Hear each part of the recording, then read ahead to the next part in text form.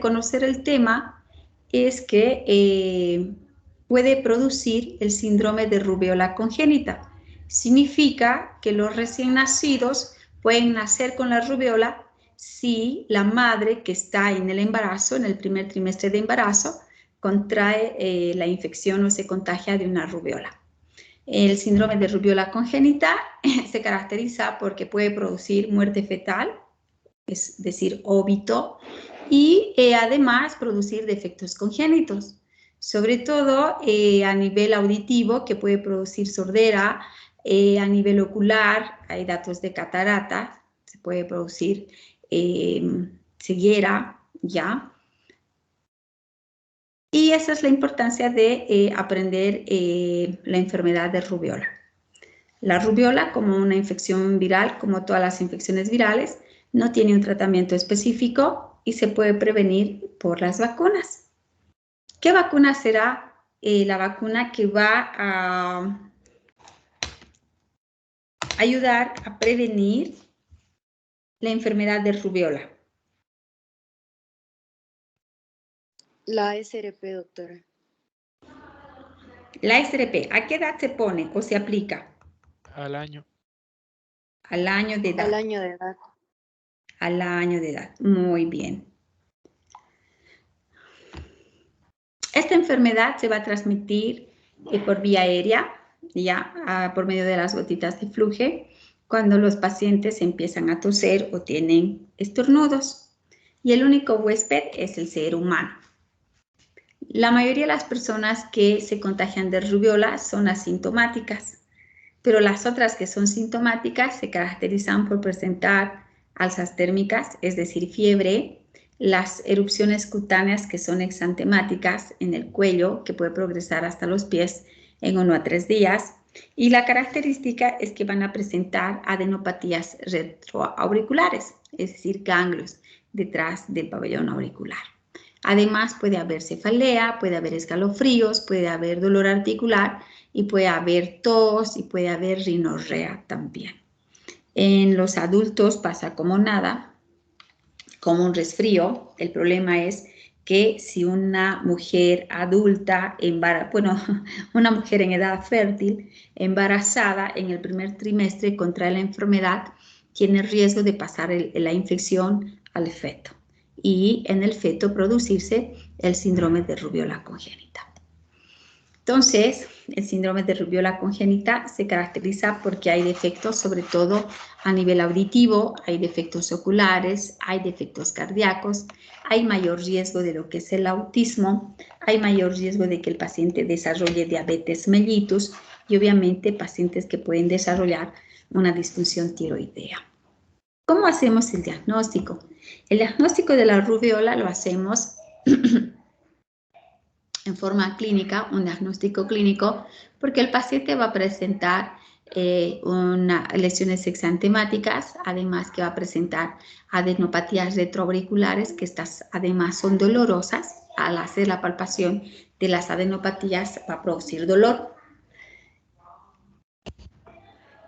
Y obviamente podemos hacer un diagnóstico también laboratorial, realizando o solicitando serologías para rubiola. En el caso de los pacientes que nacen, en realidad estamos hablando de los recién nacidos, que nacen con sospecha de síndrome de rubiola congénita, lo que solicitamos son anticuerpos en sangre de cordón, IgM e IgG. Ustedes saben que las inmunoglobulinas, estos anticuerpos, son varios. Tenemos la IgM, la IgG, la IgA, la IgE. Pero en el caso de esta enfermedad viral de la rubiola, solicitamos IgM e IgG, que nos ayudan en realidad a decir si la infección está activa o es una infección que ya pasó, ¿no? La IgG va a persistir hasta el año de edad en algunos pacientes y en la mayoría desaparece entre la tercera y la sexta semana de haber nacido o de vida también. Se puede solicitar un hemograma y en el hemograma podemos encontrar que nuestros pacientes pueden hacer trombocitopenia. Muy pocos pacientes hacen trombocitopenias severas, muy pocos, que pueden requerir transfusión de plaquetas o que pueden requerir tratamiento con esteroides, ¿ya? debemos hacer un diagnóstico diferencial con la mononucleosis infecciosa, la rubiola. ¿Por qué? Porque la mononucleosis infecciosa también se manifiesta con como una infección de vía aérea superior, también puede tener fiebre, también puede tener rinorrea, puede tener accesos de tos, puede tener odinofagia, pero además puede tener adenopatías retroauriculares, pero en el caso de la mononucleosis infecciosa, esta no duele, es no dolorosa, ¿ya? Y cuando solicitamos un hemograma en un paciente que padece de mononucleosis infecciosa, vamos a encontrar que tiene leucocitosis, quiero decir que los leucocitos están elevados, los linfocitos están elevados y que además van a encontrar linfocitos atípicos. Del 100% de linfocitos que van a encontrar, el 20% son atípicos. Entonces, eso nos hace un diagnóstico diferencial o nos diferencia de lo que es la rubiola. También podemos solicitar la prueba de Paul-Bunel, esta que nos va a salir superior de 1, en una dilución de 1 en 28, y la inmunoglobulina G, que va a ser de 1 en 160. Debemos hacer además diagnóstico diferencial con las alergias y debemos hacer diagnóstico diferencial con la quinta enfermedad o el eritema tóxico infeccioso. Entonces, esas son las 3 enfermedades con las que debemos hacer diagnóstico diferencial la rubiola. 1, la mononucleosis infecciosa. 2, las alergias, porque las alergias también nos pueden dar lesiones exantemáticas. Y 3, con el eritema tóxico infeccioso. Como la mayoría de las enfermedades o de las infecciones virales, el tratamiento es sintomático. Entonces, si tiene fiebre el paciente, le vamos a dar el acetaminofeno. ¿Qué es el acetaminofeno? Paracetamol. ¿Cuál será la dosis del paracetamol o el acetaminofeno? 10 a 15 minutos. De 10 a 15 miligramos. Otro antipirético que podríamos usar o que ustedes conozcan en realidad.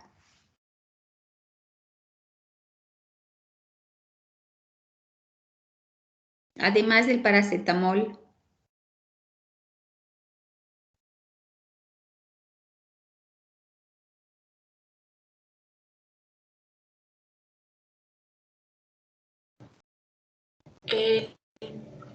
Metamizol, doctora.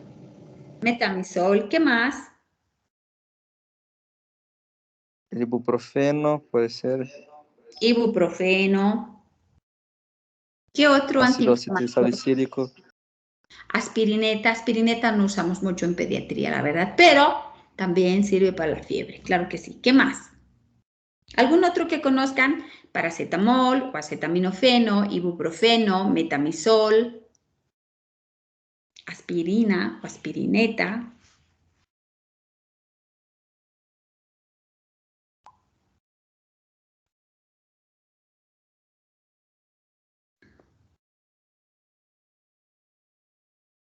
Ketoprofeno, diclofenaco, también. Pero en los pacientes que tienen rubiola les damos paracetamol. Les podemos dar también loción de calamina porque puede producir cierto prurito. La loción de calamina es un antihistamínico. Les había mencionado anteriormente que nuestros pacientes que hacen rubiola podrían presentar púrpura trombocitopénica severa. No es frecuente. Entonces, es más bien infrecuente y que podrían requerir transfusión de plaquetas o una terapia con esteroides. Eso es muy raro. Muy bien, vamos a empezar hablando del síndrome de rubiola congénita. El síndrome de rubiola congénita van a presentar aquellos recién nacidos cuya madre va a adquirir la infección entre la 8ª y la 10ª semana de gestación. En general, en el primer trimestre de embarazo. El mayor problema que tienen los chicos que desarrollan el síndrome de rubiola congénita es tener problemas auditivos, problemas oculares, problemas cardiovasculares y también alteraciones del neurodesarrollo. Este riesgo de padecer el síndrome de rubiola congénita disminuye si la madre o la mujer embarazada va a tener o va a contraer la infección después de la 16ª semana de gestación. Más sin embargo, hay estudios en los que aunque la madre haya contraído la infección de la rubiola a las 20 semanas de edad gestacional, hay riesgo de que el paciente quede sordo o tenga problemas auditivos, ¿sí? Entonces, la mejor manera de prevenir el síndrome de rubiola congénita es que todas las niñas estén vacunadas con la vacuna de la SRP. Ese es el objetivo de la vacuna del año de edad, que es la SRP, sarampión, rubiola, paperas, para prevenir que las mujeres que lleguen, las niñas que lleguen a ser mujeres en edad fértil, contraigan la enfermedad de la rubiola y de esta manera pasar a través de vía transplacentaria a los fetitos y producir el síndrome de rubiola congénita. Muy bien. ¿Cómo hacemos el diagnóstico de síndrome de rubiola congénita? Y como todas las enfermedades que podemos hacer diagnósticos clínicos, ¿ya? También podríamos hacer diagnósticos clínicos en nuestros pacientes con síndrome de rubiola congénita. Y también necesitamos un antecedente epidemiológico. Y ese antecedente epidemiológico es saber si la mamá tiene o no tiene la vacuna de la SRP. Generalmente, muchas mamás o muchas mujeres que van a dar a luz no se acuerdan si tienen sus vacunas completas, ya que esta vacuna ustedes saben que es al año de edad. Entonces, muchas mujeres no saben si tienen todas sus vacunas de la niñez o de la infancia, ¿sí? O preguntamos si cuando era niña le dio rubiola, pero no saben. Entonces, hay que preguntar a las mamás si ha presentado alguna enfermedad con manchas rojas, una enfermedad que sea antemática, como que, ¿qué les digo? Una semana antes de que se entere que está embarazada, ¿no? O que durante el primer trimestre de embarazo ella ya ha estado en contacto con algún familiar, alguno de sus sobrinos, etcétera, que tenga rubiola, o la mamá de repente o esta mujer embarazada trabaja con niños como una guardería o es profesora y da clases. Entonces, ver estos factores de riesgo para determinar si el pequeño puede o no tener un síndrome de rubiola congénita. ¿Por qué?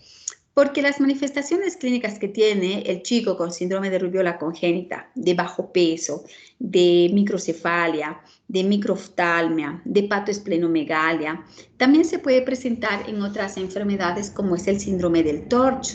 Entonces, ustedes saben que el síndrome del TORCH son un conjunto de enfermedades como la toxoplasmosis, como el Chagas, como la hepatitis, como el VIH, como sífilis y como rubiola, que también es parte de este síndrome del TORCH. Entonces, los pequeños que nacen pueden tener estas mismas características. Entonces, es importante saber si la mamá está vacunada, no está vacunada, si ha estado expuesta o no ha estado expuesta en el primer trimestre de embarazo.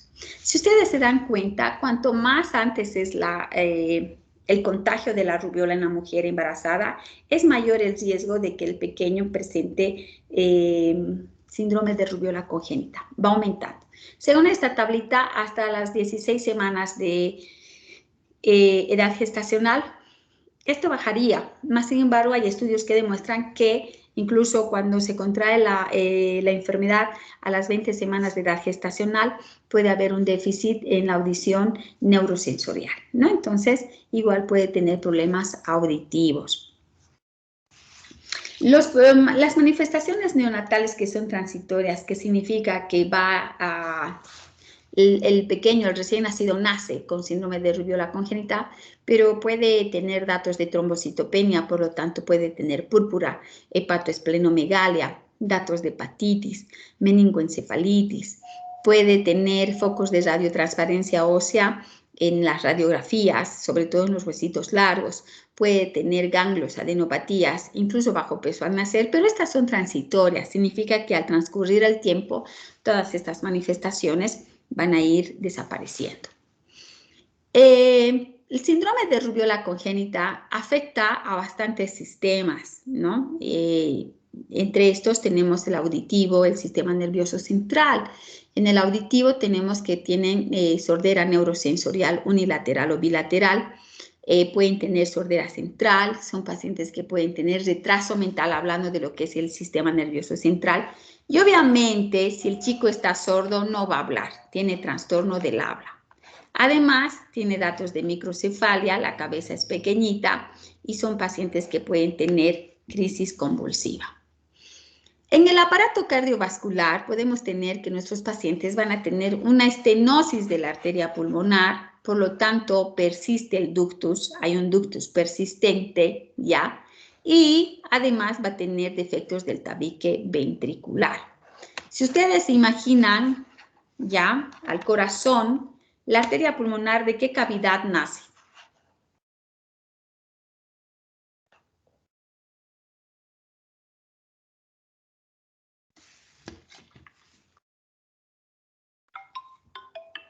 ¿Qué se les ocurre, chicos?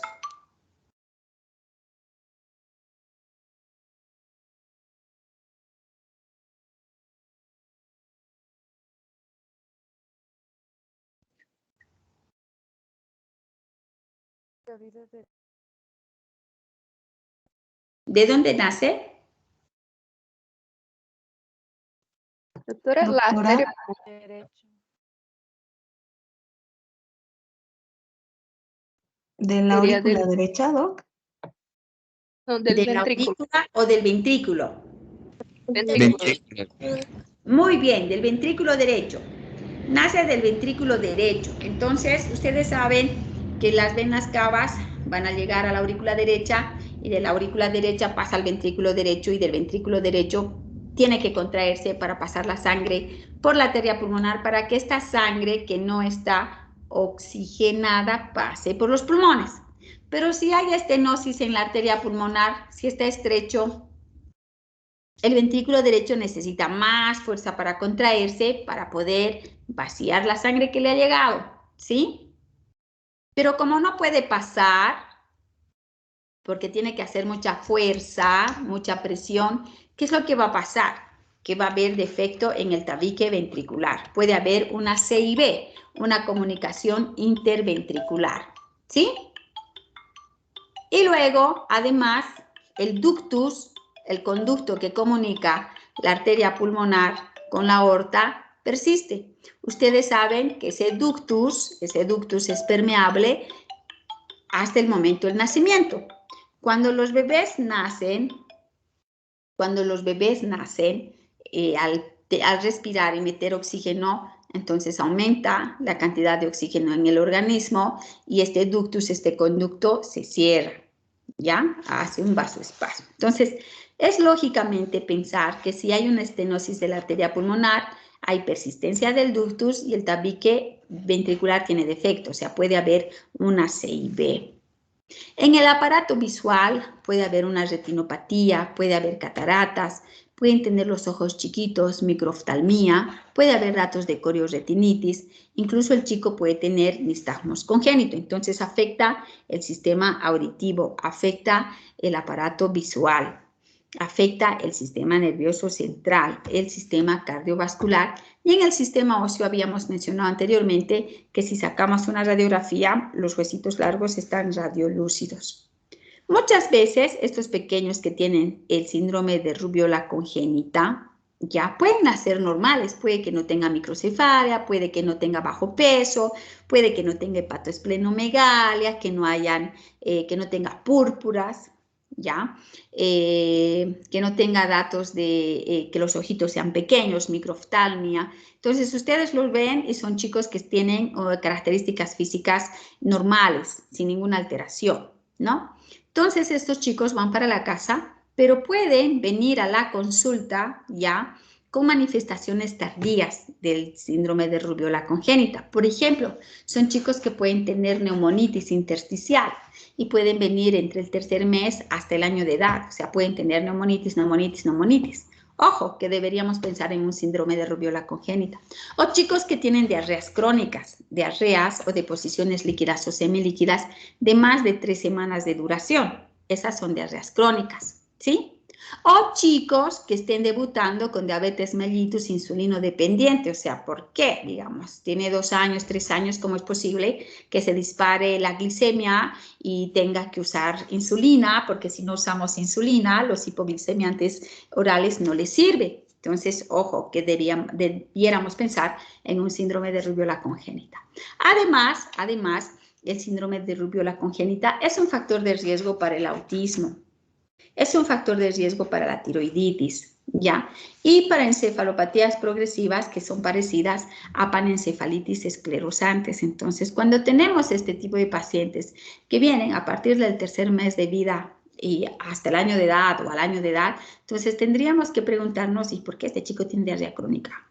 Generalmente cuando tienen diarrea crónica, decimos, no será un VIH, por ejemplo, ¿no? O sea, pensamos, o tiene neumonitis, no será VIH.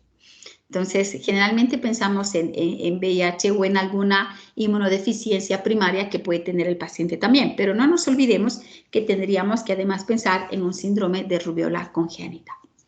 ¿Cómo hacemos el diagnóstico?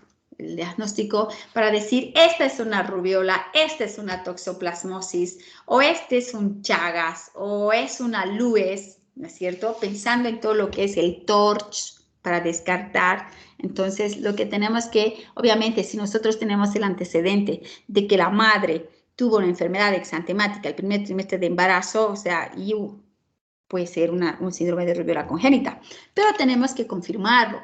¿Cómo lo vamos a confirmar? Lo vamos a confirmar buscando anticuerpos específicos para la rubiola. Entonces vamos a pedir serologías para rubiola, ¿no? Si podemos aislar el virus sería genial. Si pedimos reacción en cadena de polimerasa para rubiola en orina o en exudado faríngeo o en secreción nasal o en sangre, súper. Entonces tendríamos el diagnóstico definitivo de que sí, definitivamente es una rubiola. ¿Ya? Cuando tenemos el criterio diagnóstico serológico definitivo, aislando el virus, detectando al nacimiento la IgM específica para rubiola, persistencia de los títulos de IgG contra rubiola por más de 8 meses o es 4 veces más del título esperado. Y obviamente las reacciones en cadenas de polimerasa, ¿no? Es de detección del RNA viral. Y obviamente la confirmación serológica de infección de rubiola en una madre durante el embarazo, ¿sí? ¿Cómo lo vamos a manejar a este paciente con síndrome de rubiola congénita? Lo vamos a... Se lo va a llevar al Roma a hacerse acá la biografía.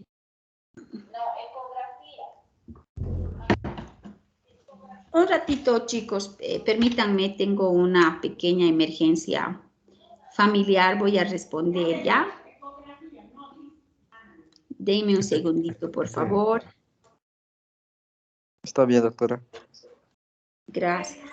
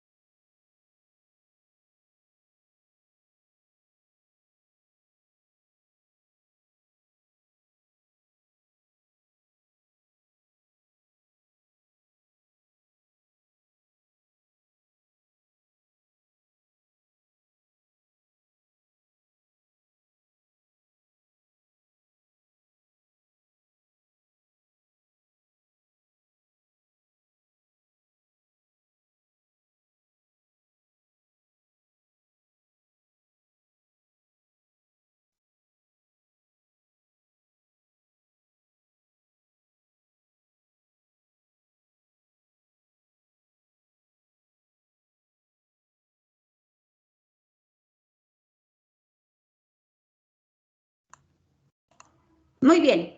Entonces, ¿cómo vamos a manejar a este paciente que tiene síndrome de rubiola congénita?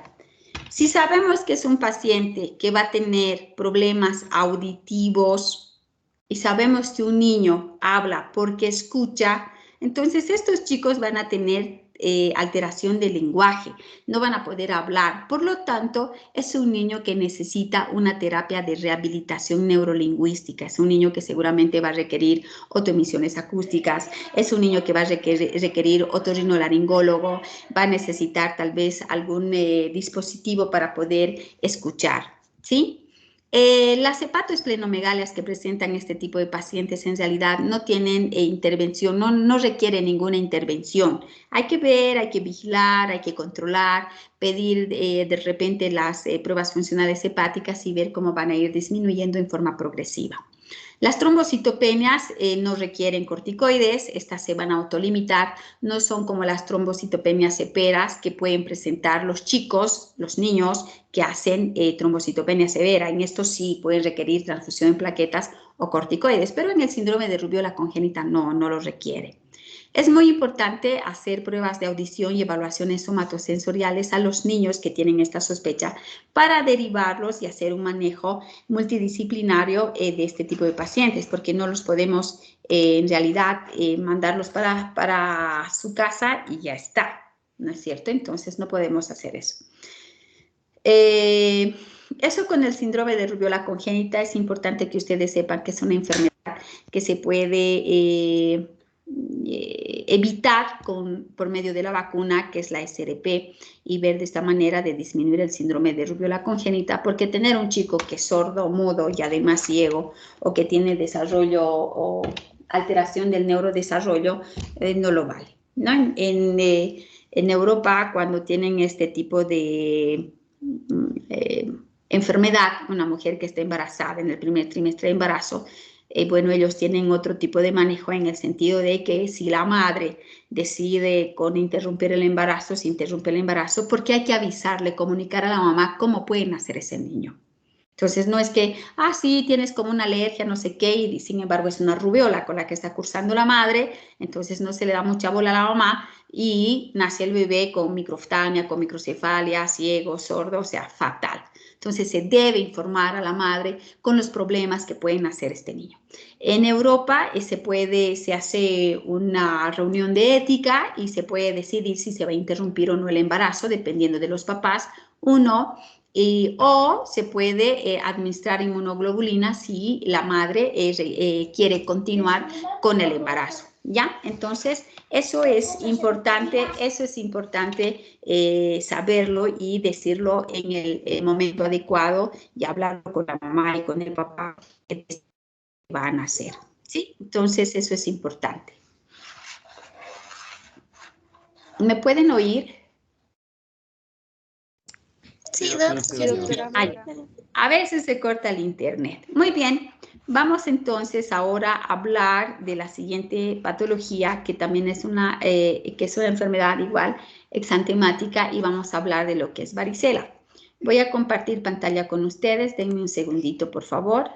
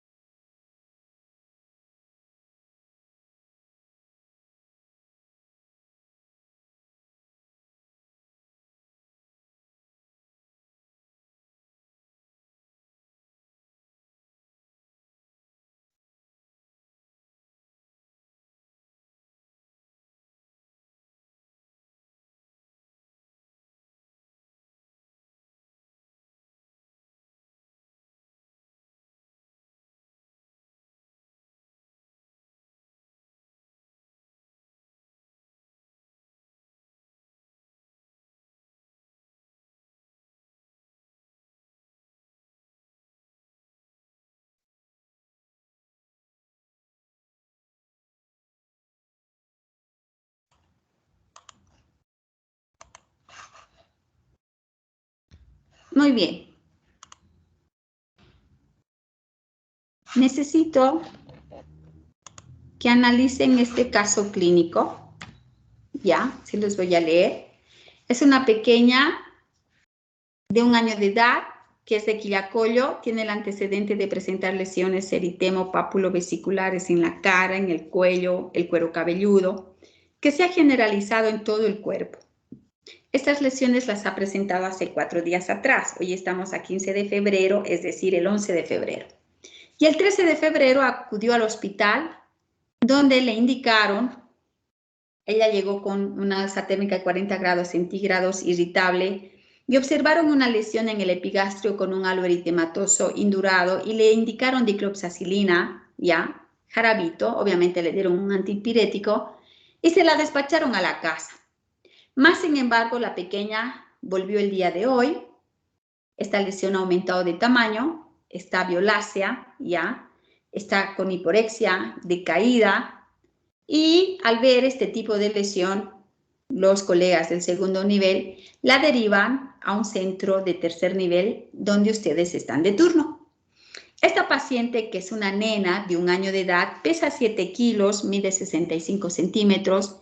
Estos son sus signos vitales, ¿ya? Y tiene un hemograma de 34.900 con 85% de segmentados.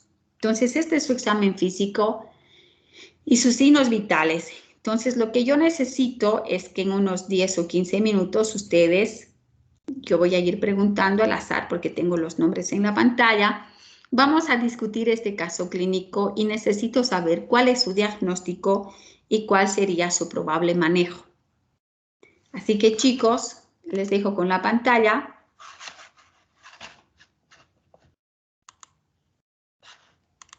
Entonces, ustedes tienen este caso clínico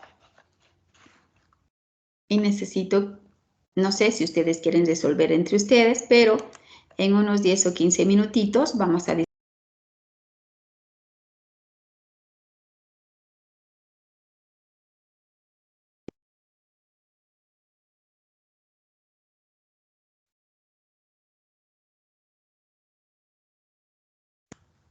Ese es el examen físico, se los dejo en pantalla. Entonces, son las 7:08, a las 7:18 vamos a discutir este caso clínico. Necesitamos saber cuál es el diagnóstico y cuál es el manejo de este paciente.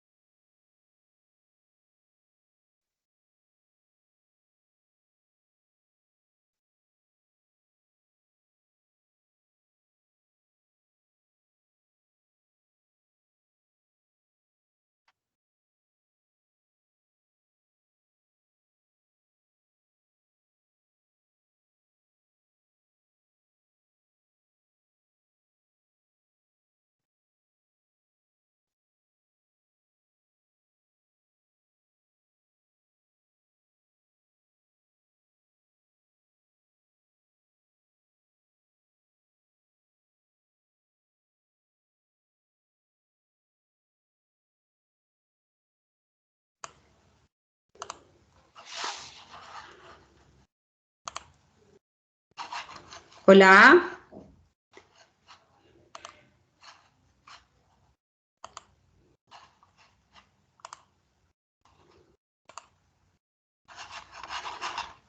¿Me pueden escuchar? Hola. Sí, doc. Sí, doctora. Vamos a hablar ahora de la otra enfermedad exantemática. Les he presentado el caso clínico para que ustedes puedan razonar un poquito, pero vamos a empezar directamente con el tema y a medida vayamos avanzando el tema lo vamos a ir discutiendo, ¿ya? Pero es más o menos para que ustedes puedan razonar con el caso de esta pequeñita que tiene 1 año de edad y que más o menos ustedes se vayan familiarizando con los signos vitales y el estado general de la pequeña. Muy bien, vamos a hablar de la tercera enfermedad exantemática frecuente en la edad pediátrica. Vamos a hablar específicamente de la varicela. Esta es una pequeña que tiene estas lesiones exantemáticas, donde ustedes pueden ver que son lesiones en diferentes estadios, aunque creo que la fotito no se ve muy bien, pero tienen lesiones como que costrosas aquí en la región retroauricular, tienen lesiones vesiculosas, umbilicadas, tienen algunas que ya están escoriativas, otras que son máculas, otras que ya son pápulas. Y miren, no respetan ni el cuero cabelludo, tiene lesiones hasta en el cuero cabelludo y se va generalizando este tipo de lesiones. Aquí pueden ver ustedes las lesiones vesiculares, casi ampollosas, algunas otras que son pápulas, algunas que son máculas. Estas son lesiones más claras, más nítidas, donde podemos ver las vesículas que tienen como un puntito en el centro, son las famosas lesiones o vesículas umbilicadas, ¿ya? Acá este pequeñito ya tiene una fase de lesión costrosa, tiene algunas vesículas, pero tiene como que más costras, generalizada igual, no respeta el cuero cabelludo. Acá también son lesiones de varicela, aunque si se dan cuenta son lesiones más de mayor diámetro, ¿no? Son más grandes. ¿Será que la varicela se complica? ¿Qué dicen ustedes?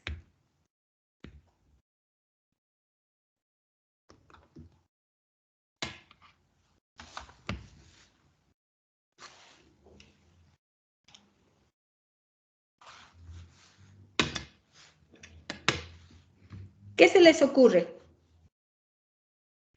Que sí, doctora. ¿Con qué se complicará una varicela? Infecciones bacterianas de la piel en las lesiones, doctora, ¿puede ser? Sí. Una fascitis necrotizante. Una fascitis necrotizante puede ser. ¿Qué más? Impétigo, celulitis. Impétigo, celulitis. ¿Qué otras complicaciones? Neumonitis. Neumonitis, neumonía. ¿Qué otras complicaciones tendrá la varicela? Miocarditis, pericarditis. ¡Wow! Muchas cosas. Encefalitis podría llegar también. Sí, podría tener problemas del sistema nervioso central, ¿no? Podría incluso hacer un Guillain-Barré. La mayoría de las infecciones virales pueden desencadenar un Guillain-Barré, eso es cierto, o sea, manifestaciones del sistema nervioso central, pero también podría producir alguna otra complicación, como por ejemplo una pancreatitis, las pancreatitis, la soforitis, ¿no? Cuando la varicela se presenta en pacientes que ya son jóvenes, adolescencia, juventud, es una causa importante de esterilidad. Entonces, lo ideal es que a uno le dé varicela de niño, a que le dé de grande. Cuando le da de grande ya es más complicado, las lesiones ya son más grandes, tiene más riesgo de tener más riesgo de esterilidad también. Entonces, es mejor que uno se enferme de niño, ¿ya? ¿Cómo se podrá prevenir la varicela? ¿Cómo uno podría evitar enfermar de varicela? La vacunación, doctora. Vacuna. ¿Conocen la vacuna de la varicela?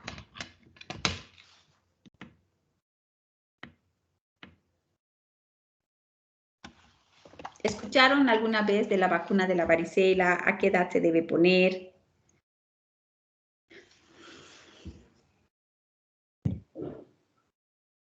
Bueno, sí hay vacuna para la varicela, es la vacuna varicela Viken, pero no está dentro del calendario del Ministerio de Salud. En Bolivia no está dentro del calendario de vacunas, pero existen las vacunas comerciales, aunque hace varios años atrás no está llegando a Bolivia.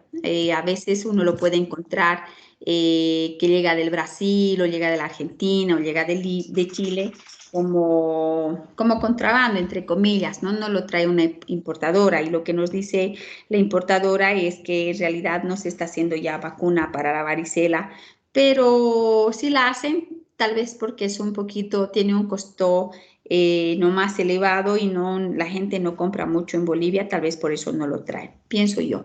Pero existe la vacuna, entonces la mejor manera de prevenirla es la vacuna, ¿ya?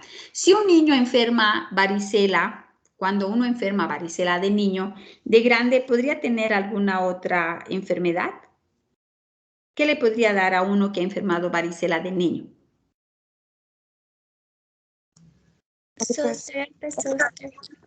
Herpes zóster, sí. ¿Y en qué consiste el herpes zóster?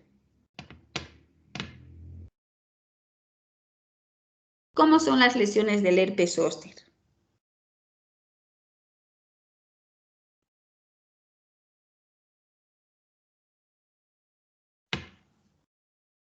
Las lesiones también son vesiculosas, ¿no? Pero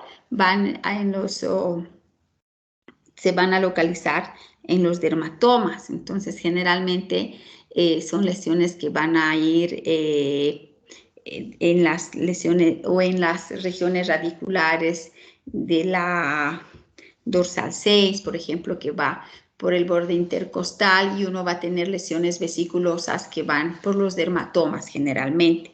Entonces, puede uno tener herpes zóster si ha padecido de varicela en la edad pediátrica o en la infancia.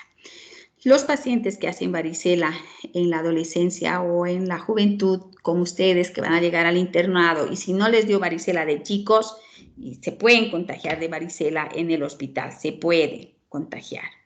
Entonces, espero que les haya dado a todos varicela de niños, así no les va a dar varicela de grandes, porque las lesiones son más grandes, más prurito, más escozor, más catarro, y lo cierto es que se pueden complicar más fácil, ¿sí? Entre las complicaciones, obviamente, tenemos las complicaciones de la piel, ya lo habían dicho, impétigo, puede haber celulitis necrotizante, fascitis necrotizante, que son lesiones de la piel en realidad. Y esto es porque la varicela produce mucho prurito, mucho escozor, y los chicos se rascan. Y al rascarse lesionan la piel, y al lesionar la piel pues hay una herida en la piel, y esto va a facilitar la entrada de las bacterias, porque ustedes saben que en la piel tenemos muchas bacterias. ¿Qué bacterias son las más frecuentes en la piel? Staphylococcus aureus. Staphylococcus aureus. Y luego, otro. Epidermidis. Sí, Streptococcus epidermidis. El estreptococo, el estafilococo, son los más frecuentes en realidad, ¿sí? Si fuera una lesión por estreptococo, ¿cómo sería el tipo de lesiones?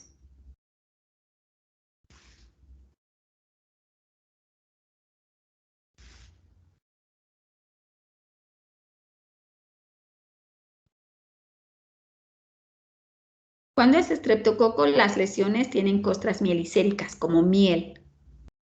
No son lesiones como, o la secreción que tiene, por ejemplo, el estafilococo es una secreción purulenta, densa. Con el anterior grupo comparamos como que fuera leche condensada, ¿no? Así de densa es las secreciones por estafilococo. Pero en el caso del estreptococo, las costras son mielicéricas, se denominan así, costras mielicéricas. Pero en este caso, esta pequeñita, miren, tiene lesiones costrosas acá, pero las lesiones dan como para una celulitis, ¿no? Y aquí hay como que una úlcera en la piel.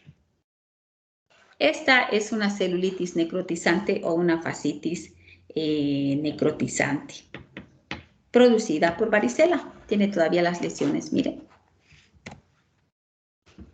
Es una varicela complicada lo que tiene también este pequeñito. No se ve bien la imagen, pero tuvo la infección o la sobreinfección, sobre todo en los párpados. Acá ya está curado. Ya hicieron la debridación de todo el tejido necrótico que tenía. Y esta lesión que tiene este pequeñito, ¿qué será?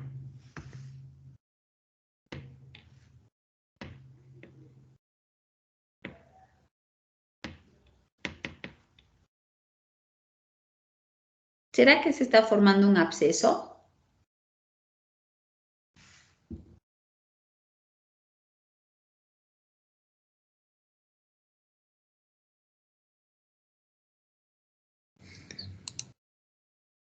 ¿Qué opinan ustedes?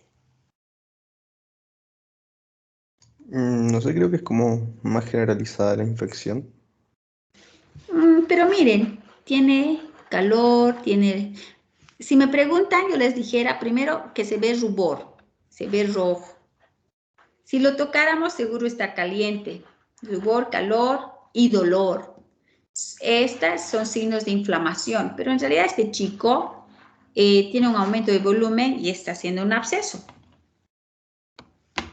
que también es producida por una varicela. Aquí tiene lesiones de la varicela.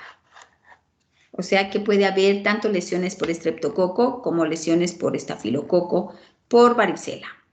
A eso voy, ¿sí? Esta es una complicación que ya lo hablamos. Tiene una lesión necrotizante en la región dorsal, en la espalda, y miren las lesiones umbilicadas de la varicela. Entonces, esta es una complicación también de la varicela, una celulitis necrotizante. ¿Sí? Volviendo a nuestro caso,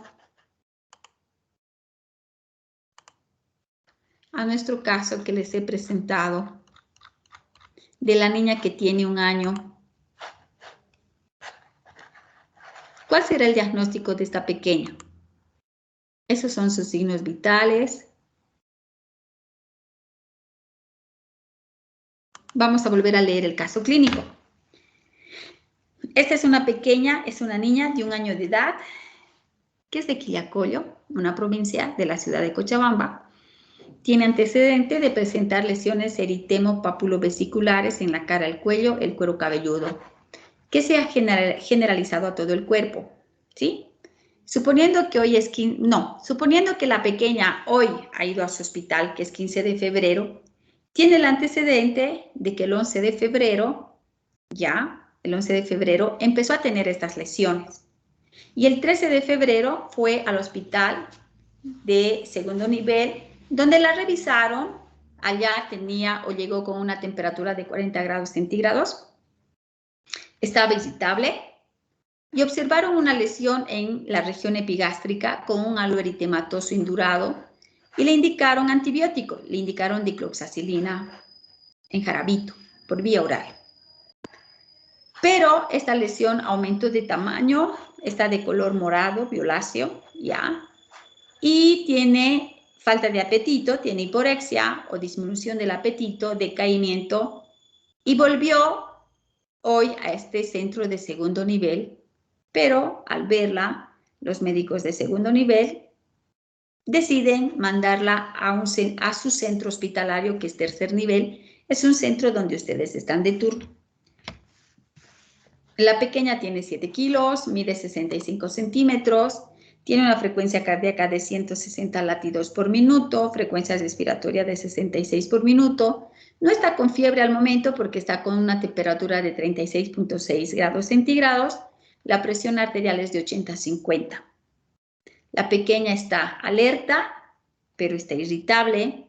tiene una palidez moderada, está polipneica. Ahora, la auscultación pulmonar, el murmullo vesicular bilateral está conservado, está taquicárdica de regular intensidad, su abdomen está distendido, poco depresible, doloroso la palpación y tiene una lesión en epigastrio de color violácea de 4 por 5 centímetros de diámetro, con bordes bien delimitados y una zona central negruzca. Como la derivaron de un centro de segundo nivel, nos enviaron con un hemograma cuyo reporte llama la atención de tener leucocitos de 34.900 con neutrófilos del 85%. Entonces, ¿cuál será el diagnóstico de esta pequeña y cuál sería la conducta? Los escucho. Creo que dejé de compartir la pantalla. Ahora volvemos a compartir.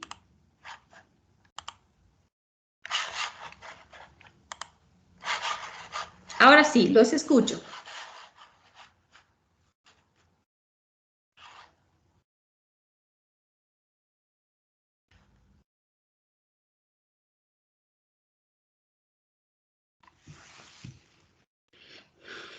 ¿No discutieron ni entre ustedes el caso clínico?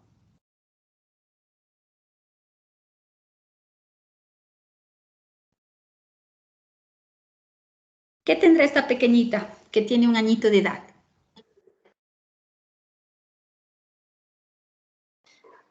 Creo que presenta varicela, doctora. Tiene una varicela. Perfecto. ¿No te llama la atención la lesión que tiene necrosada en el epigastrio? ¿No les llama la atención? ¿Podría estar haciendo una infección? ¿Cómo cuál infección? ¿Alguna Una sobreinfección fascitis bacteriana? Ah, necrosante. ¿Una qué?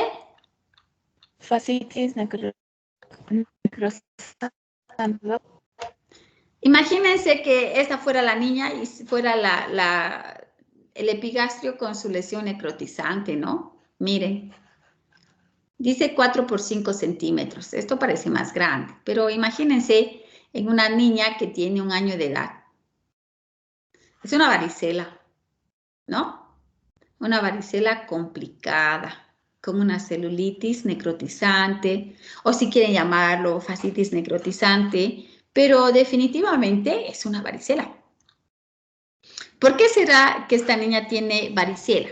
¿Cómo podemos decir nosotros es una varicela complicada? Por el tipo de lesiones que eran eritemo-papulovesiculares y que no respeta el cuero cabelludo. Sí, pues tiene, Porque miren, tiene vesículas, tiene pápulas, eritemas, o sea, tiene las características de una varicela, ¿no? Y una varicela complicada porque tiene una lesión violácea, ¿no es cierto? Muy bien, entonces esta pequeña tiene una varicela complicada por una celulitis necrotizante o una fascitis necrotizante. ¿Qué les parecen los signos vitales? La niña tiene 1 año de edad.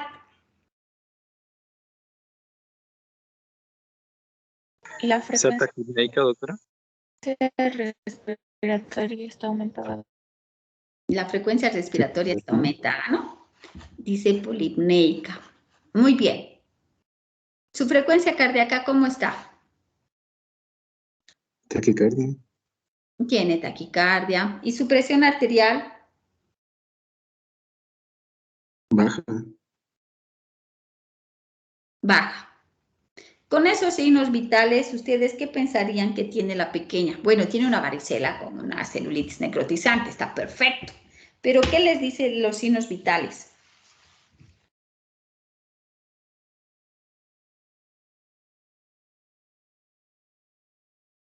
Tal vez podríamos decir que la niña está en mal estado general. A pesar de ello, está alerta, irritable, con una palidez moderada y, bueno, tiene una frecuencia respiratoria alta, está polimneica, está taquicárdica e hipotensa.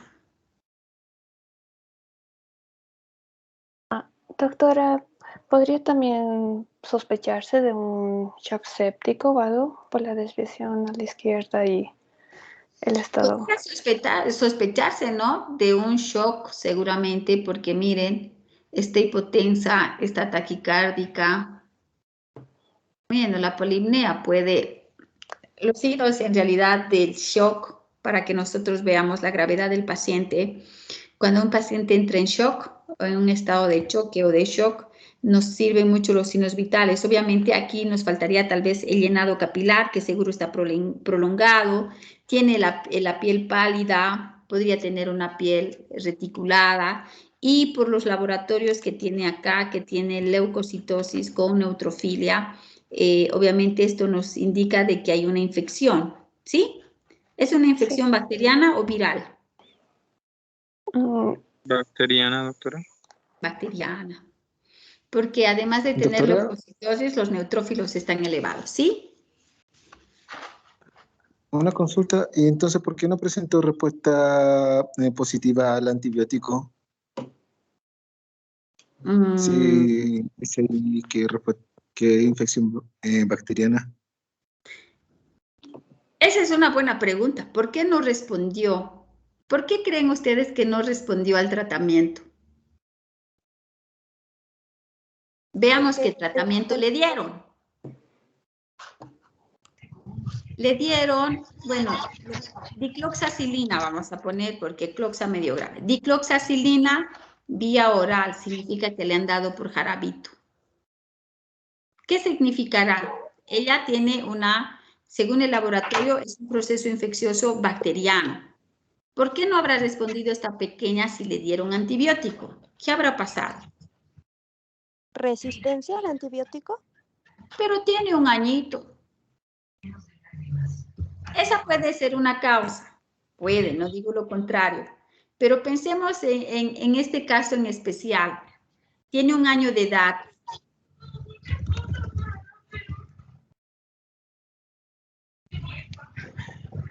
¿Cuál sería la otra causa? ¿Por qué no respondió? ¿Porque fue por vía oral?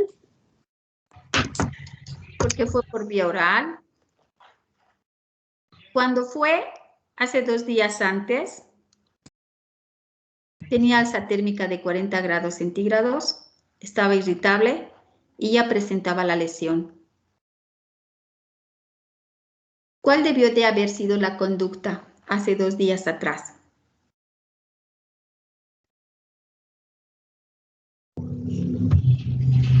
Doctora, creo que el aciclovir, porque ese creo que es el que tiene la replicación. Ya, pero pónganse a pensar, esta pequeña llegó con una temperatura de 40 grados centígrados hace 2 días, estuvo irritable, ya tenía la lesión, o sea, estaba con su varicela, con sus vesículas, con sus pápulas, con sus enantemas, con sus eritemas, con sus costras, y llegó con fiebre, muy irritable, y ya tenía una lesión en el epigastrio, que estaba rojo, que estaba indurado. ¿Cuál debió de ser la conducta en esa oportunidad? ¿Qué debieron hacer con esta pequeña en esa oportunidad? ¿Dices administrar bien intravenosa, Doc? Entonces, para administrar endovenoso, ¿qué tendríamos que haber hecho con la paciente?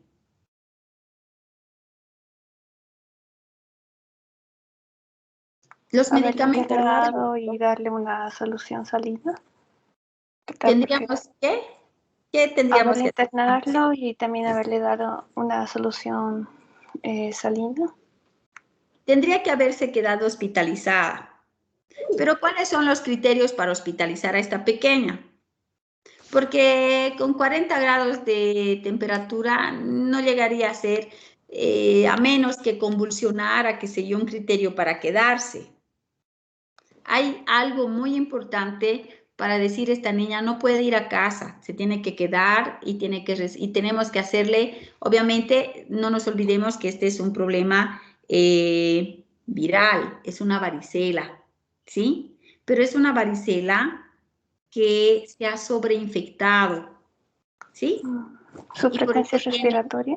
Porque tiene esa lesión en la piel, la pequeña, ¿ya? ¿Qué les llama la atención? ¿El peso para la edad que ella tiene es adecuado? Está bajo.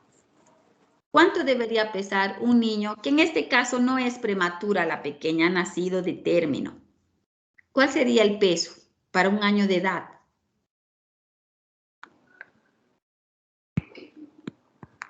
La fórmula es edad por 2 más 8. ¿Cuánto debería pesar?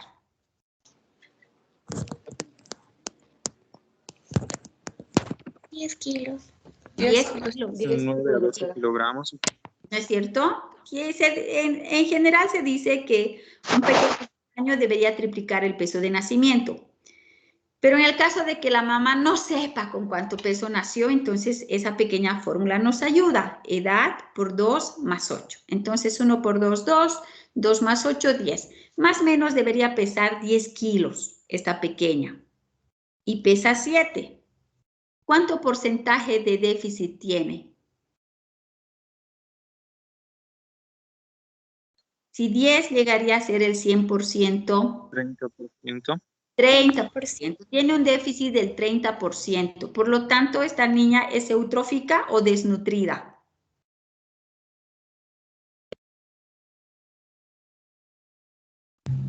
Desnutrida.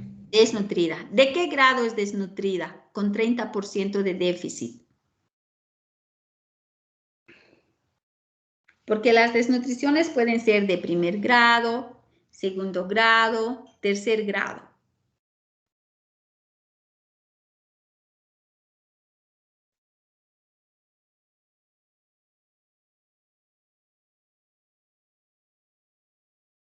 El de primer grado es cuando...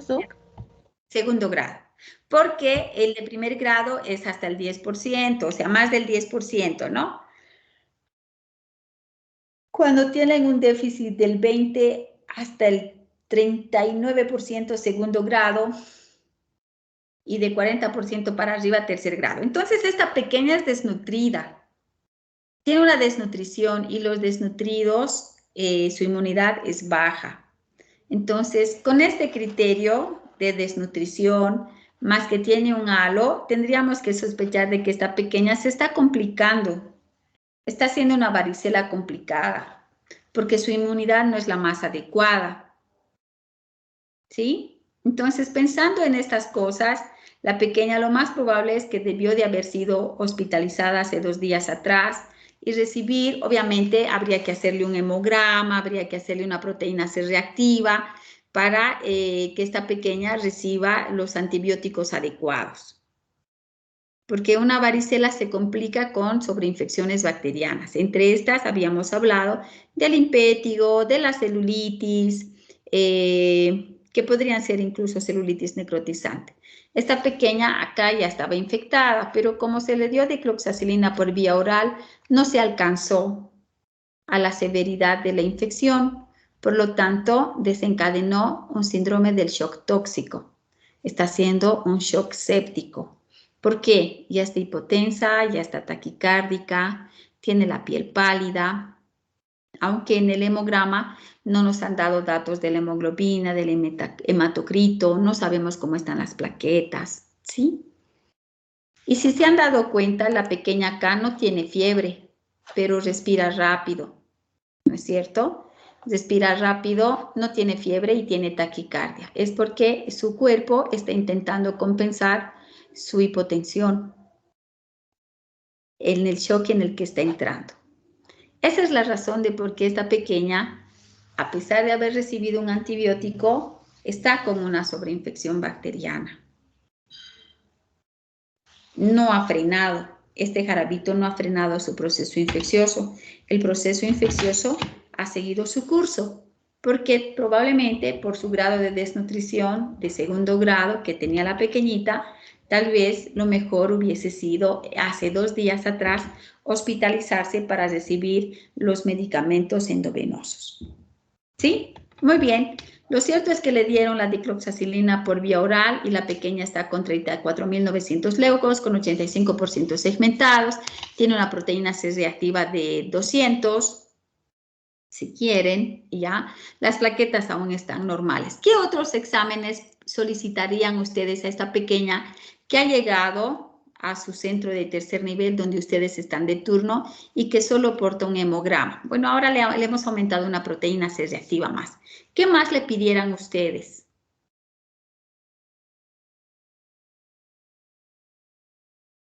¿Qué exámenes complementarios más solicitarían?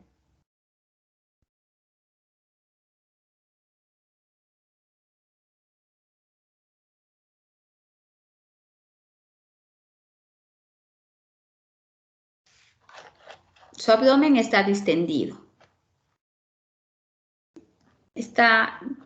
No se puede deprimir, no lo pueden examinar, palpar, ¿no? ¿Por qué? Porque está distendido. Está hinchada la pancita. ¿Otro parasitológico podría ser, doctora? Ya, ¿qué más le pedirías tú a una niña que está en mal estado general, que sospechamos de un síndrome del shock tóxico porque está hipotensa, taquicárdica, está taquipneica? ¿Qué exámenes más solicitarías? Ya tiene un hemograma, ya tiene una proteína C reactiva. ¿Qué otros laboratorios ustedes pidieran a un paciente que con todo lo que hemos analizado es un paciente que es grave? Está entrando en shock. Ya eso nos da que nos indica de que el paciente es grave. ¿Qué otros exámenes solicitarían ustedes? ¿Qué se les ocurre? ¿Qué quisieran pedirle ustedes?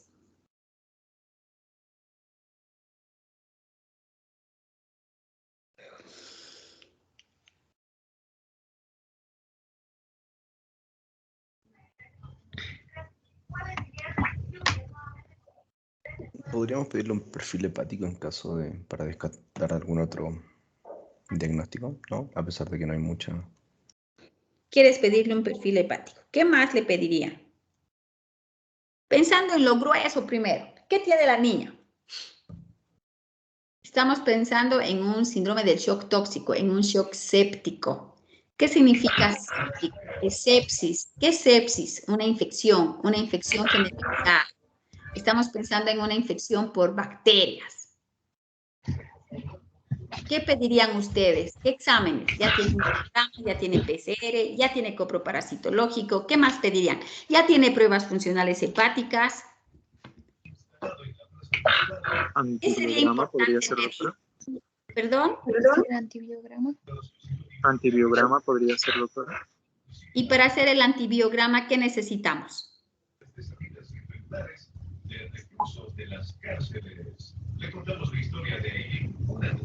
¿No toma mucho?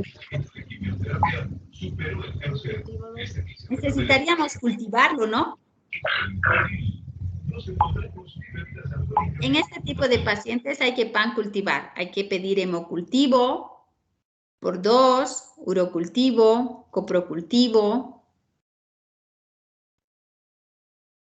Hay que pancultivar, se llama pancultivar, cuando vas a pedir cultivos no solo de sangre. Entonces pides hemocultivo más antibiograma, urocultivo más antibiograma, coprocultivo más antibiograma, porque es un chico que está séptico. Lo más probable es que el foco de infección sea su celulitis necrotizante, secundaria a una varicela que se ha complicado. Porque probablemente la mamá que viene de un lugar como es la provincia, que es Quillacollo, probablemente la mamá viene de los cinturones o de los alrededores de Quillacollo, donde la mamá no la ha bañado porque tiene varicela y tiene miedo que le brote por dentro.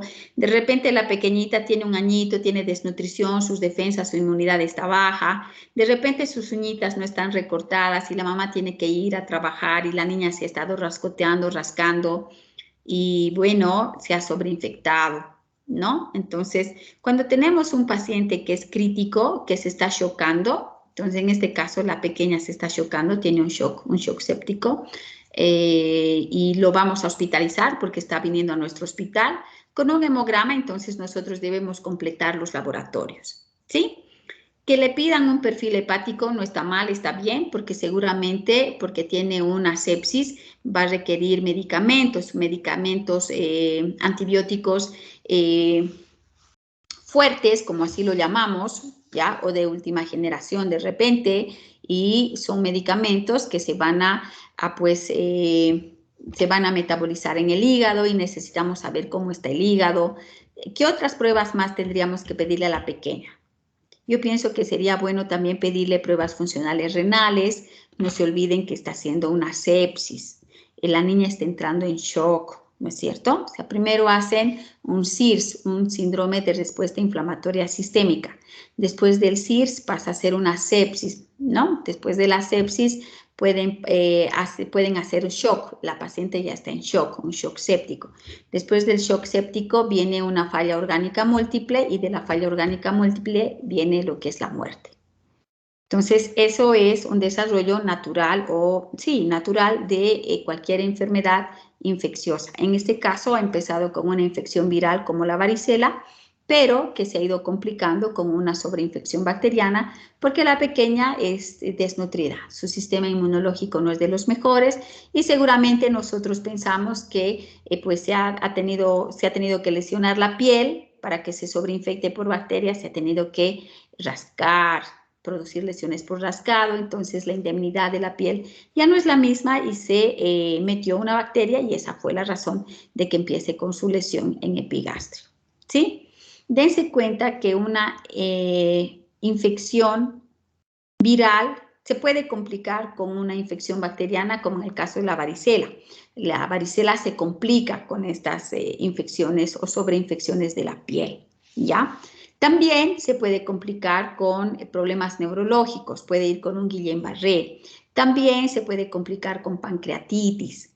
También se puede complicar con problemas de oforitis, ¿ya? En el caso de las niñas, o sea, es una causa de esterilidad. Entonces, son esas las complicaciones que tiene la varicela, a pesar de que es una enfermedad que es totalmente sencilla de manejar porque pasa como un resfrío, también se puede complicar. Y nosotros, como médicos generales, tenemos que saber reconocer qué es lo que está pasando con esta niña. Como su compañero decía, si recibió antibiótico, ¿qué es lo que pasó? O sea, ¿por qué esta niña tiene una sobreinfección bacteriana si ya recibió antibiótico? Ese es un buen razonamiento, o sea, ¿por qué? Entonces, uno dice, sí, ¿por qué? Si le dieron antibiótico, ¿qué pasó? Uno, ¿será que la mamá le dio el antibiótico? Puede ser una causa que no le haya dado, no sabemos. Dos, ¿será que ese antibiótico fue suficiente para detener este proceso? De repente, no fue lo suficiente porque la pequeña tiene una desnutrición de segundo grado, ¿sí? Tres, alguien decía, de repente la bacteria es resistente a la dicloxacilina. No sabemos. Por ahí es un estafilococo meticilino resistente. Y en ese caso, la dicloxacilina no logró actuar. Entonces, cuando ustedes tienen este tipo de pacientes, es siempre razonarlo en conjunto. Así como su compañero dijo, ¿y por qué está con una sepsis o una infección tan grave si recibió antibiótico? Entonces, esas preguntas nos hacemos a menudo cuando tenemos nuestros pacientes en la consulta externa o en la emergencia. Y debemos analizarlos en todo su conjunto. ¿Cuánto pesa? ¿Cuáles son sus signos vitales? ¿Sí? ¿Qué auscultamos? Cuando nosotros vemos a un paciente y vemos y estamos pensando en un síndrome del shock tóxico, seguro vamos a ver además llenado capilar, seguramente vamos a ver si tiene frialdad distal, seguramente vamos a ver si tiene o no tiene piel reticulada, ¿no? Ahora tiene polipnea, o sea, su frecuencia respiratoria es muy alta, tiene 66. La frecuencia respiratoria normal para un año de edad, si para un recién nacido es de 40 a 60 al año de edad, ¿cuánto será el año de edad? Frecuencia respiratoria normal, ¿se acuerdan?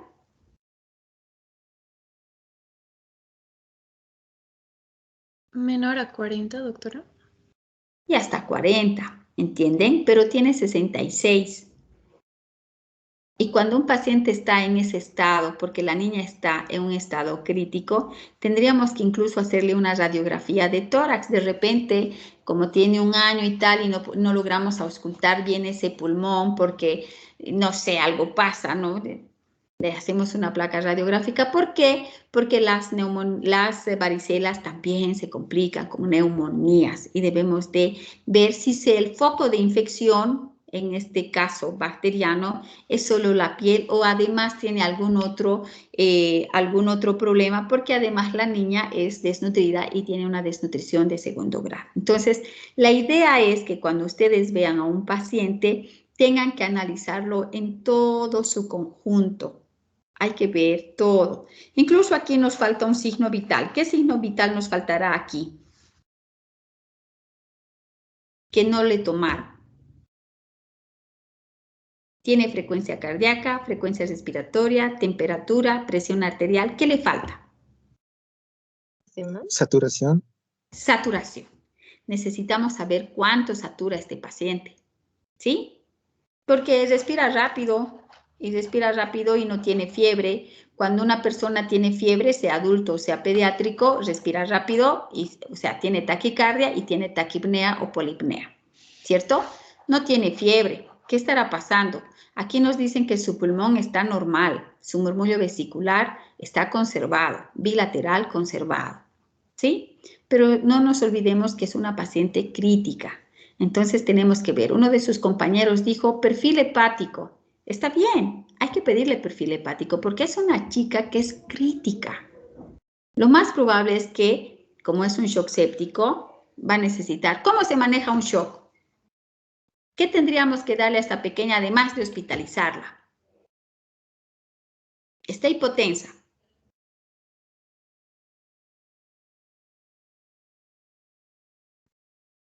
¿Qué se les ocurre? Piensen, chicos. Administrarle líquidos, doctora. Hay que ponerle líquidos, hay que ponerle cargas, ¿sí? Se llaman cargas para estabilizarla, ¿sí? ¿Con qué solución tendríamos que pasarle cargas a esta pequeña? ¿Qué solución tendríamos que administrarle?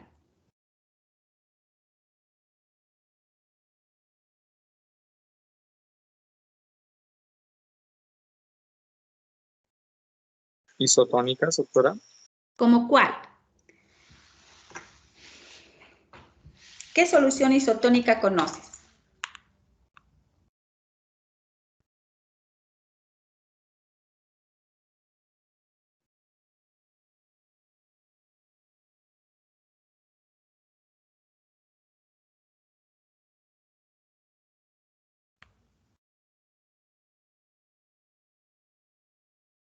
¿La solución glucosada será una solución isotónica?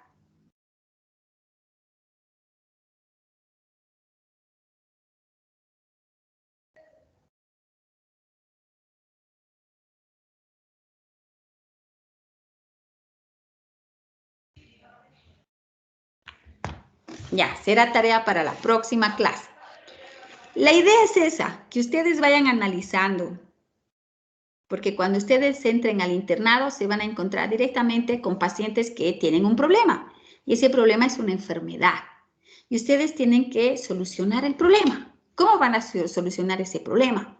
Haciendo un buen diagnóstico y un buen tratamiento. Esa es la idea, ¿sí?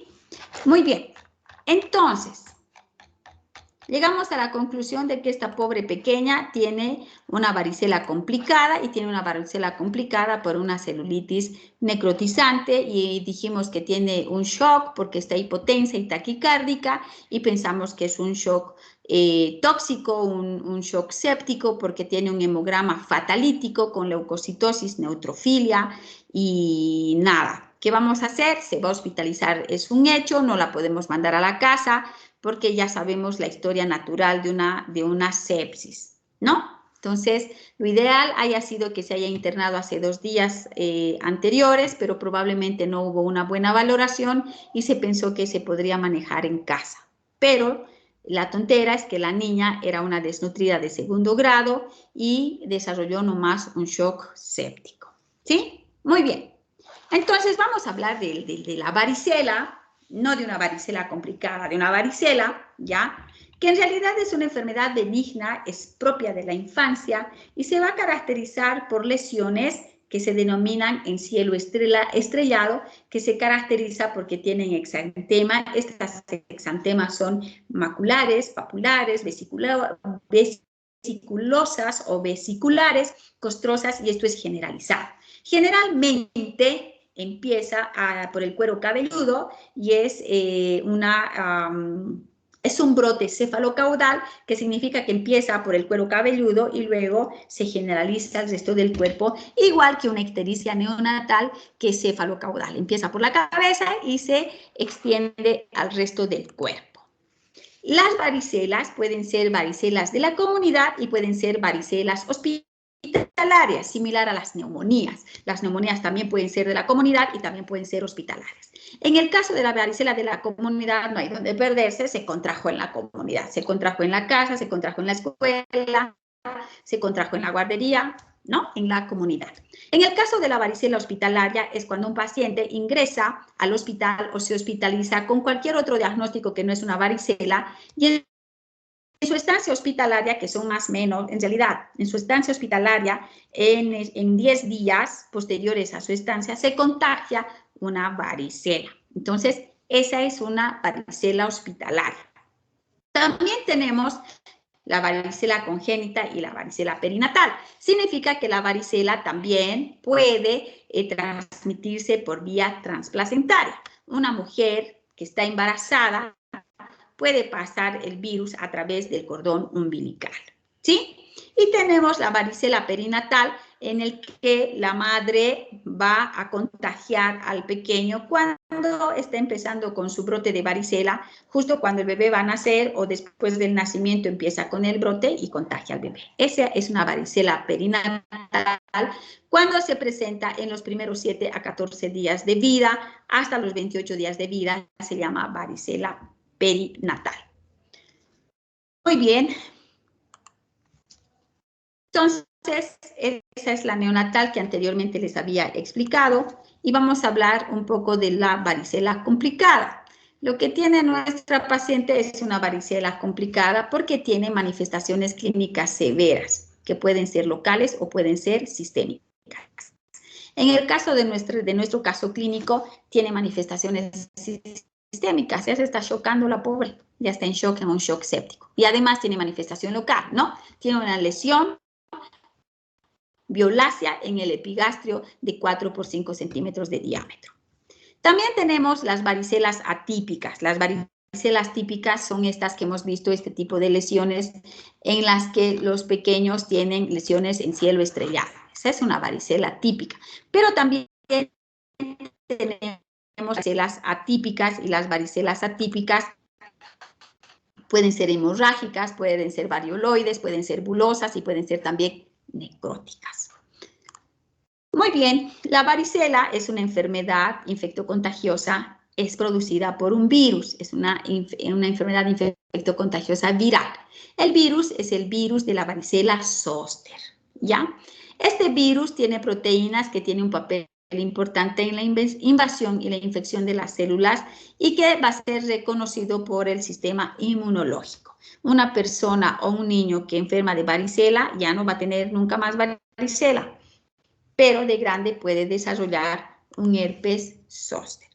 Epidemiológicamente hablando, su distribución es universal, o sea que hay varicela en todas partes del mundo,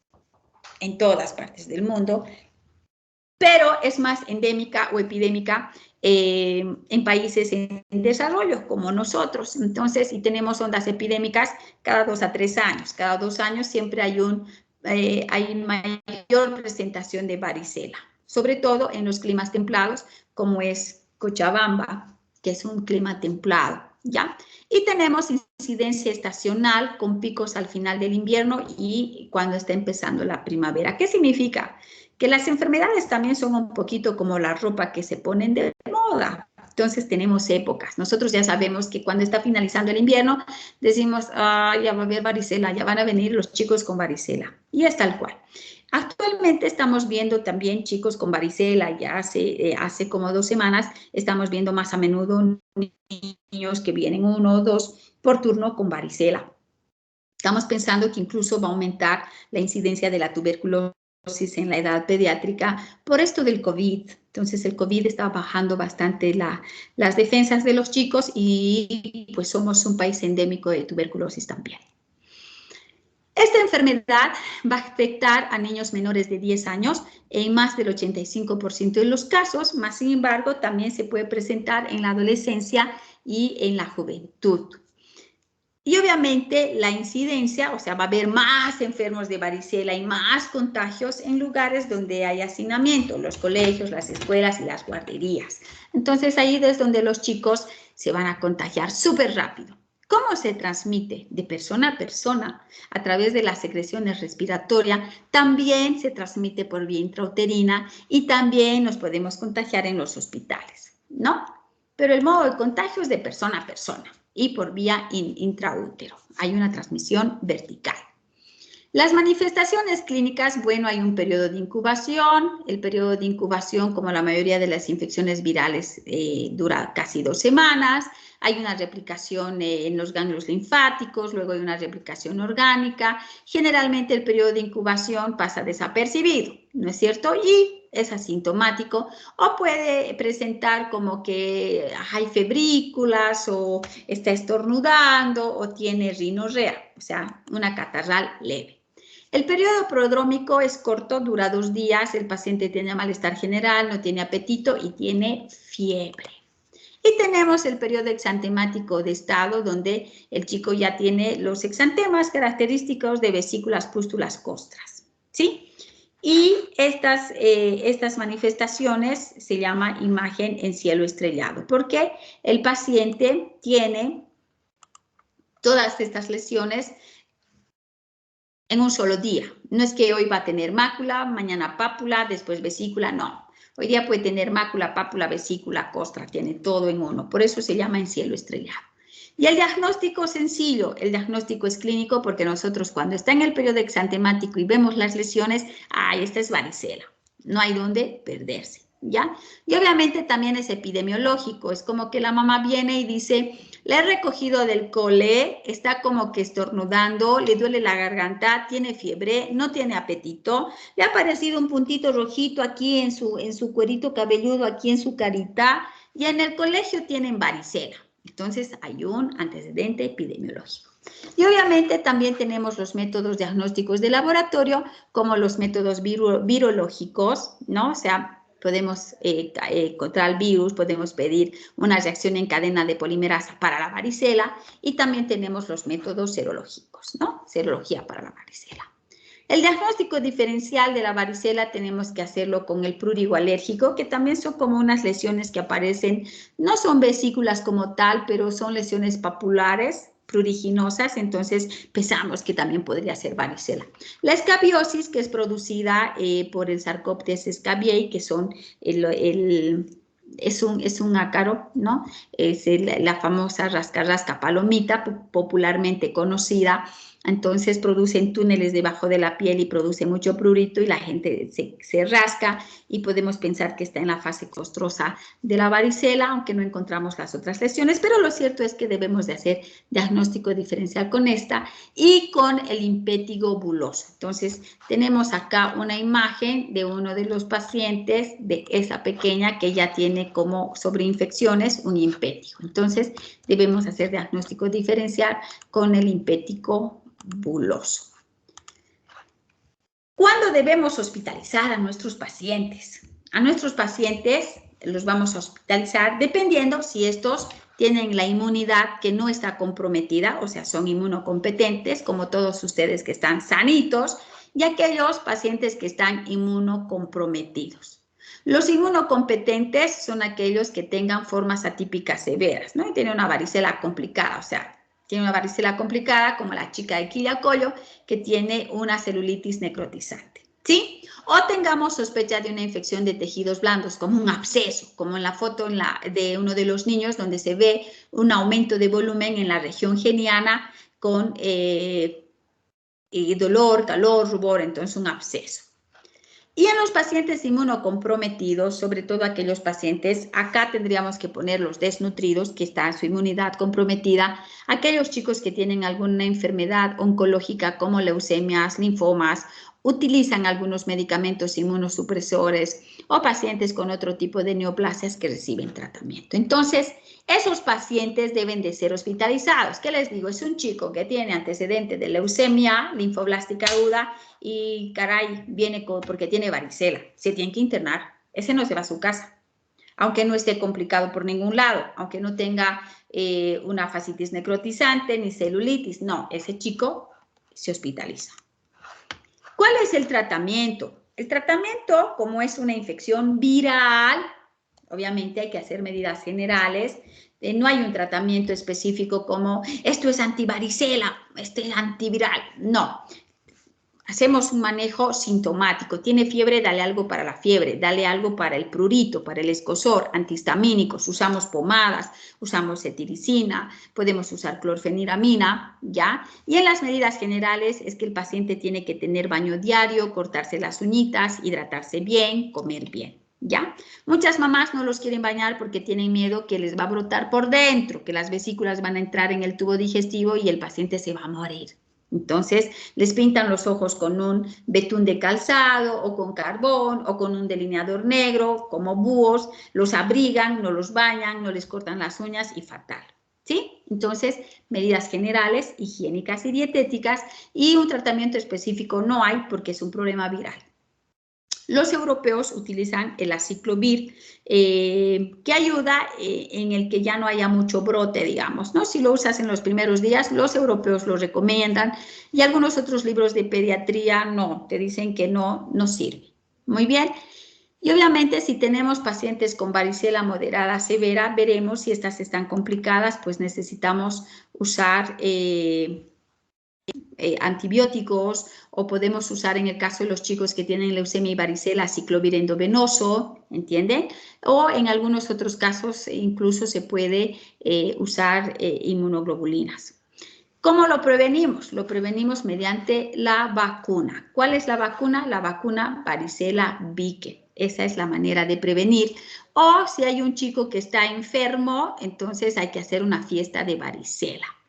Eso es en cuestión del tema de varicela, el caso clínico que lo hemos discutido y que lo vamos a volver a analizar el próximo martes porque vamos a hablar de lo que son las varicelas complicadas. Ahora ya tienen otra clase, son las 8:29.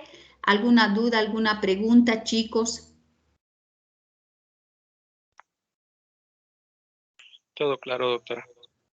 Bueno, espero que analicen los casos clínicos de esa manera, en todo su conjunto. Necesito que se acostumbren porque el examen de grado es más o menos así. Los veo el próximo martes. Vayan a su próxima clase corriendito. Que tengan buena noche. Gracias, doctora. Gracias, doctora. doctora. Hasta luego. Buenas Gracias, noches. doctora. Buenas noches. Buenas noches.